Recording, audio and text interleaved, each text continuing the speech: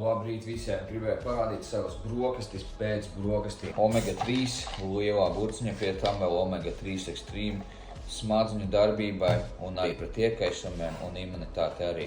Kā arī šo es parasti izmantoju kā vāciņu pilikt visas manas pārējās brokastis daļas. Pirmais mums ir 2 kapsulas cinka.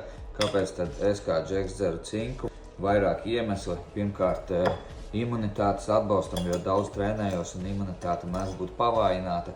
Otrkārt, lai testosterona līmeņi turētos augšdaļā un arī, lai lejā viss strādātu. Liekam mūsu cinka kapsulas iekšā mūsu mazajā vāciņā. Kas tad mums ir nākamais? Lion's Mane. Kāpēc es lietoju Lion's Mane? Pārsvarā smadziņu darbībai, lai būtu ļoti modrs, lai vienmēr būtu fokusā un labā garstāvoklī. Šo vienu cepuru, viena kapsula no Svansona ražotāja, pieejams Natīvi LV mājaslapā beidzot.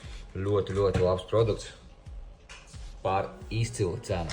Tālāk mums ir viena kapsula, viena tablete, tribulus. Kāpēc tribulus? Arī tur testosterona līmenis augstā līmenī un dod arī papildus enerģiju, kas ir vajadzīga cilvēkam, kurš trenējās 2 reizes dienā. Maka. Kā mēs lietojam maku?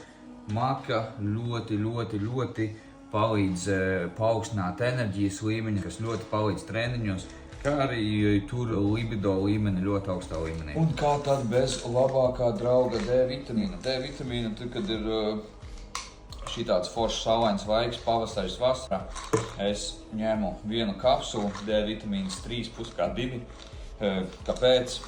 Imunitāte, testosterona atbalsts, kaulu veselība un vispārējā labsajūta, garstāvokļa uzlabošana un tam līdzīgi. Protams, mēs lietojam magniju bisglicinātu, kāpēc? Lai labāk izgulētos, lai atjaunotos, cīnītos pret krampjiem.